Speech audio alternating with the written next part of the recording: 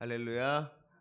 우리 주님의 사랑과 은총이 이 시간, 이 새벽, 이 귀한 예배의 자리로, 기도의 자리로 나오신 사랑하는 모든 성도님들 위해 충만하게 임하기를 간절히 소망합니다. 우리를 너무나도 사랑하시는 주님께서 이 시간 우리의 예배를 기뻐 받으시고 예배하는 모든 자에게 은혜를 베풀어 주실 줄로 믿습니다.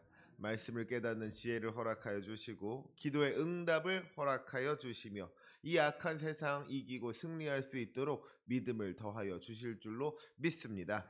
그 은혜를 경험하는 복된 성도들 되시기를 주님의 이름으로 축복합니다. 디모데전서는 바울이 디모데에게 쓴 편지입니다. 오늘 본문의 1절과 2절 말씀을 보면 그것이 분명하게 나타나고 있죠. 그리스도 예수의 사도된 바울이 믿음 안에서 참 아들된 디모데에게 편지한다 그랬어요. 신약 성경을 보면 이런 편지들이 많이 있습니다. 27권의 신약 성경 중에서 무려 21권이나 되는 책이 서신서, 그러니까 편지글이란 말이에요. 그런데 대부분의 서신서들은 교회를 향해서 보내진 편지입니다. 로마서는 로마 교회에 보낸 편지고, 고린도 전후서는 고린도 교회에 보낸 편지예요. 갈라디아서는 갈라디아 교회에 보낸 편지고, 에베소서는 에베소 교회에 보낸 편지입니다. 그러니까 이런 편지들이 어떤 특별한 개인에게 보낸 편지가 아니라, 한 사람에게 보낸 편지가 아니라 교회 공동체를 향해 보내진 편지였다는 거예요. 대부분의 서신서들이 온 교회가 함께 읽으면서 은혜를 받고 권면을 받도록 공적으로 보내진 편지였다는 겁니다. 하지만 디모데전서와 디모데후서 그리고 디도서까지 이 세 권의 성경은 교회 공동체를 향하여 보내진 공적인 편지가 아니라 디모데와 디도라는 이 개인을 향해 보낸, 어떻게 보면 좀 더 사적인 편지라고 할 수가 있는 거예요. 그래서 이 세 권의 성경을 묶어서 목회서신이라고 부릅니다. 이 편지들이 선배 목회자인 사도 바울이 후배 목회자인 디모데와 디도를 가르치고 권면하기 위해서 쓴 편지였다는 겁니다. 그러니까 우리가 목회서신을 읽을 때는 이게 선배 목사님이 정말로 아끼고 사랑하는 후배 목사님에게 쓴 편지구나, 이렇게 생각을 하면서 읽으면 이 말씀을 좀 더 깊이 그리고 좀 더 쉽게 이해할 수 있지 않을까 하는 생각을 해봅니다. 오늘 본문 3절과 4절 말씀을 보면 지금 디모데가 어떤 상황인지를 알 수가 있죠. 내가 마게도냐로 갈 때 너를 권하여 에베소에 머물라 한 것은 어떤 사람들을 명하여 다른 교훈을 가르치지 말며 신화와 끝없는 족보에 몰두하지 말게 하려 함이라 그랬어요. 그러니까 무슨 말입니까? 원래는 바울과 디모데가 에베소에서 함께 사역을 감당했던 겁니다. 그런데 바울이 마게도냐로 가게 된 거예요. 그러니까 디모데가 자기도 따라가겠다고 했던 것이죠. 바울과 함께 있는 것이 좋으니까, 바울과 동역하는 것이 좋으니까 자기도 바울을 따라서 마게도냐로 같이 가고 싶은 마음이 있었던 거예요. 그런데 사도 바울이 어떻게 했다는 거예요? 디모데를 권하여 에베소에 머물라고 했다는 겁니다. 디모데에게 에베소에 남아서 에베소 교회를 섬기라고 그렇게 권면했다는 거예요. 그러면 그렇게 바울이 디모데에게 에베소에 남으라고 한 것에는 이유가 있겠죠. 그 이유가 무엇입니까? 어떤 사람들을 명하여 다른 교훈을 가르치지 말며 신하와 끝없는 족보에 몰두하지 말게 하려 함이라. 그러니까 무슨 말이에요?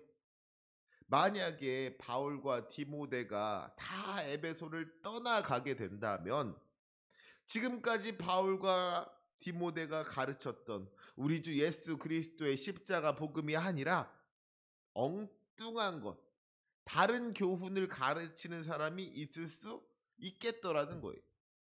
결국에는 에베소 교회의 믿음이 변질될 수가 있다는 것이죠. 그런 일을 막기 위해서는 바울은 떠나더라도 디모데가 남아서 그 믿음의 중심을 잡아줘야 된다는 거예요. 다른 사람들이 다른 교훈을 가르치지 못하도록 막는 역할을 해야 한다는 겁니다. 그 믿음을 지키는 역할을 해야 된다는 거예요. 특별히 여기서 이야기하는 다른 교훈이 어떤 것입니까? 이 4절 말씀에 보니까 신하와 끝없는 족보에 몰두하지 말게 하려 함이라 그랬습니다. 여기서 신하는 당시 헬라의 문화와 사상을 의미하는 것이죠. 오늘날에도 우리가 신화라고 하면은 그리스 로마 신화를 떠올리지 않습니까? 그런 어떤 이방의 종교나 사상이 교회 안에 들어오지 못하도록 막아야 했다는 거예요. 그런가 하면 끝없는 족보는 무엇을 의미하겠습니까? 이것은 유대교를 의미하는 겁니다. 여전히 너무나도 많은 유대인들이 아브라함의 자손만이 구원받을 수 있다고 생각했다는 거예요. 자기들이 하나님께 택함 받은 백성이라는 그 선민의식을 가지고 할례받은 유대인만이 구원받을 수 있다는 이야기를 했다는 것이죠. 결국 이런 다른 교훈들, 신화와 끝없는 족보에 몰두하다 보면 어떻게 되겠습니까? 믿음이 흔들리는 거예요. 교회가 무너질 수 있는 겁니다. 그래서 사도 바울은 디모데에게 에베소에 머물라고 한 겁니다. 에베소에 남아서 교회를 지키라는 거예요. 교회 안에 다른 복음이 들어오지 못하도록 막으라는 겁니다. 오직 우리 주 예수 그리스도의 십자가 복음만이 교회 안에 가득할 수 있도록, 십자가 복음 외에 다른 교훈이 들어오지 못하도록 막는 그 사명이 디모데에게 주어진 거예요. 사랑하는 우리 성도 여러분, 이것은 오늘날 우리들에게도 마찬가지인 줄로 믿습니다. 초대교회로부터 시작하여 오늘날에 이르기까지 얼마나 많은 다른 교훈들이 교회 안에 들여오려고 하는지 모릅니다. 수많은 거짓 선지자들과 이단들이 우리의 믿음을 흔들려고 하더라는 것이죠. 하지만 분명하게 기억하시기 바랍니다. 다른 복음은 없는 거예요. 오직 우리 주 예수 그리스도의 십자가만이 유일한 구원의 방법이 되는 줄로 믿습니다. 예수께서 이르시되 내가 곧 길이요 진리요 생명이니 나로 말미암지 않고는 아버지께로 올 자가 없느니라. 아멘. 예수님 말고 다른 길은 없는 겁니다. 예수님이 아닌 다른 진리는 없는 거예요. 사망 권세 이기시고 부활하신 예수 그리스도만이 우리를 사망에서 생명으로 옮겨 주시는 줄로 믿습니다. 그 믿음을, 그 복음을 굳게 붙잡는 저와 여러분이 되시기를 주님의 이름으로 축원합니다. 특별히 우리가 경계해야 할 다른 복음에는 어떤 것들이 있겠습니까? 여러 가지가 있을 수가 있겠지만 오늘날에는 무엇보다도 우리가 이 물질 만능주의를 경계해야 할 줄로 믿습니다. 물질 만능주의가 뭐예요? 돈이 최고라는 거예요. 돈이면 다 된다는 겁니다. 이것이 현대사회, 오늘날의 신화라는 것이죠. 이것은 종종 기복신앙과도 연결이 됩니다. 우리가 신앙생활을 잘하면 이 세상에서 성공할 수 있다는 거예요. 돈 많이 벌 수 있다는 겁니다. 그것이 은혜고 축복이라는 것이죠. 이런 생각들이 교회 안에 가득하다는 거예요. 이미 그런 생각들이 교회 안에 많이 들어와 있다는 겁니다. 그래서 교회 안에서 어떤 문제가 생겼을 때 그걸 돈으로 해결하려는 사람들이 있습니다. 여러분, 어떻게 하면 교회가 부흥할 수가 있겠습니까? 교회에 돈이 많으면 부흥한다는 거예요. 큰 건물 지어놓고 인테리어 멋있게 해놓고 음향 장비, 영상 장비 빵빵하게 갖춰 놓으면 그러면 뭐 좀 사람이 오지 않겠냐는 것이죠. 결국 교회가 부흥되기 위해서 필요한 것이 돈이라는 겁니다. 교회가 부흥되지 않는 것은 교회에 돈이 없어서라는 거예요. 일단 뭐 돈이 많아야지 뭐를 좀 해도 할 수 있지 않겠냐는 겁니다. 여러분 어떻습니까? 솔직히 어느 정도는 일리 있는 말 같지 않습니까? 솔직히 조금은 그럴듯하게 들리지 않아요? 정말로 그러면 될 것 같지 않습니까? 하지만 분명하게 기억하시기 바랍니다. 그런 것들은 예수님의 방법이 아닌 겁니다. 우리 예수님께서 언제 한 번이라도 돈으로 사역하신 적 있어요? 그러지 않으셨다는 거예요. 우리 주님은 그런 어떤 세상적인 방법을 의지하지 않으셨습니다.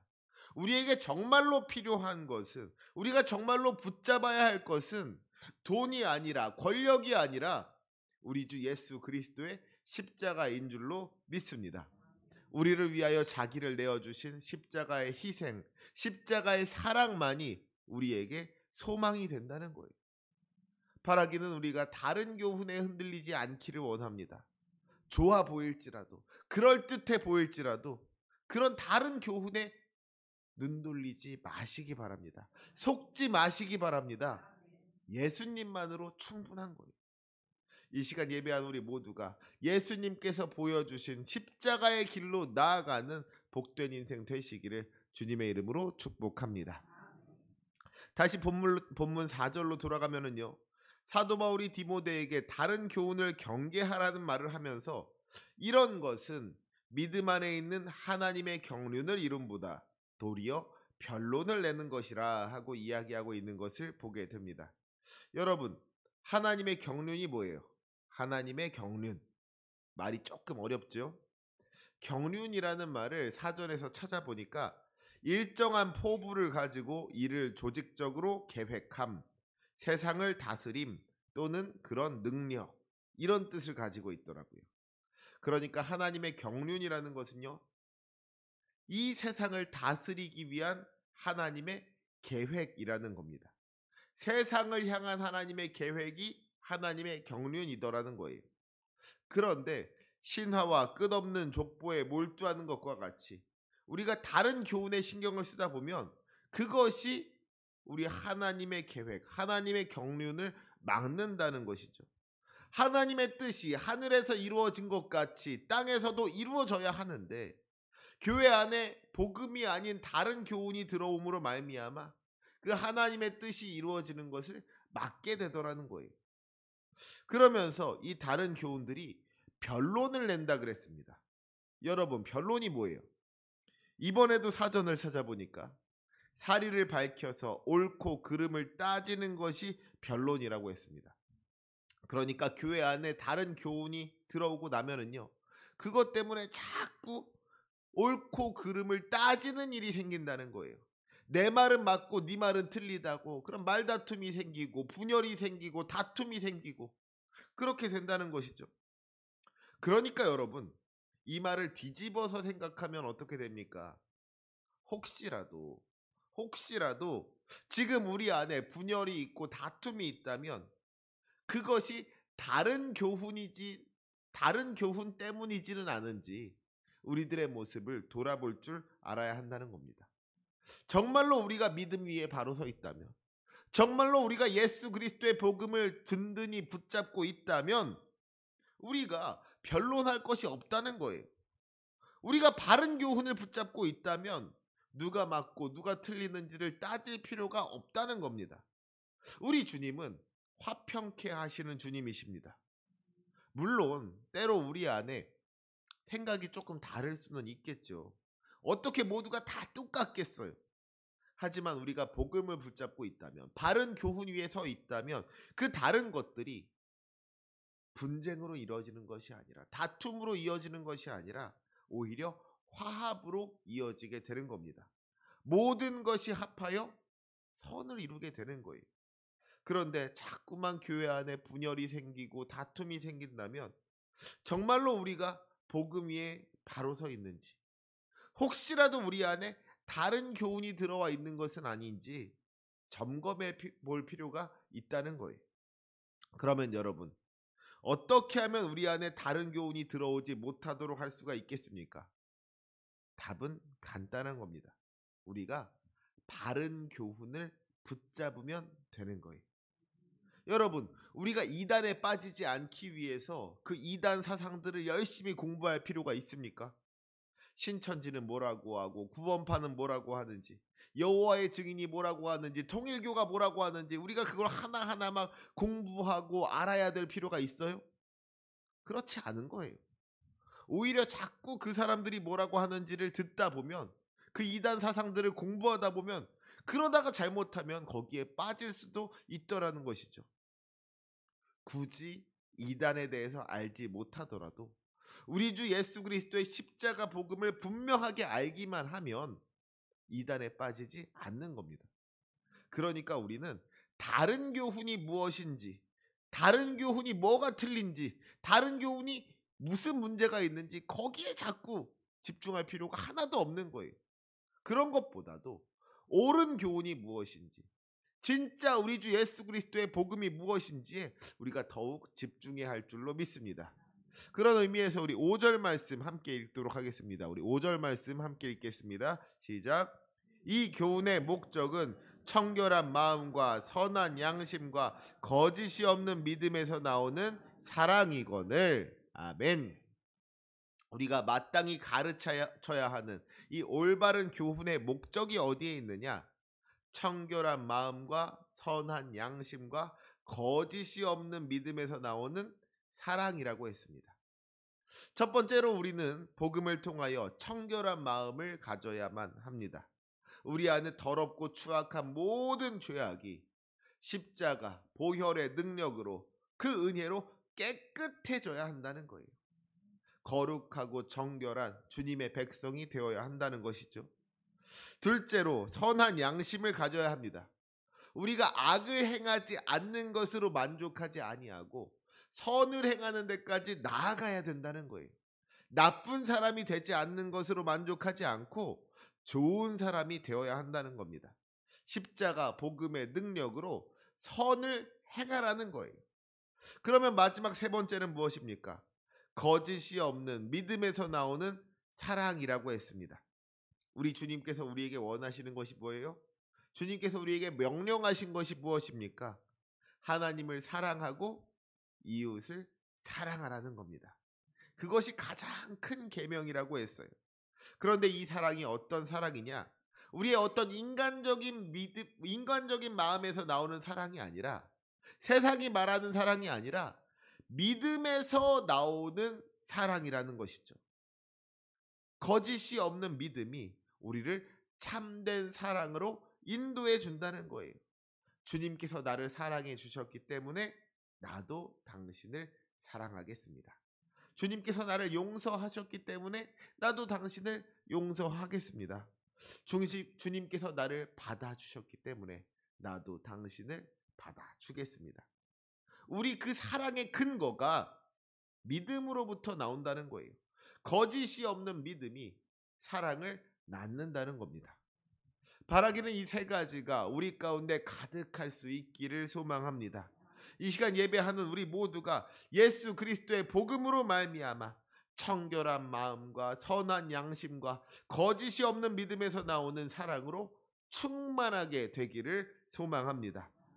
우리가 다른 교훈에 흔들리지 아니하고 온전한 믿음으로 하나님의 뜻을, 하나님의 경륜을 이루기를 원합니다. 모든 성도들이 복음의 능력으로 하나님의 뜻을 이루기를 간절히 소망합니다. 그 어떤 다른 교훈이 아니라 오직 그리스도 예수의 십자가 복음으로 충만한 교회, 그리하여 우리 주님께서 맡겨주신 하나님의 구원 계획을 이루는 우리 만습교회가 되기를 우리 주님의 이름으로 축복합니다. 아멘. 기도하시겠습니다.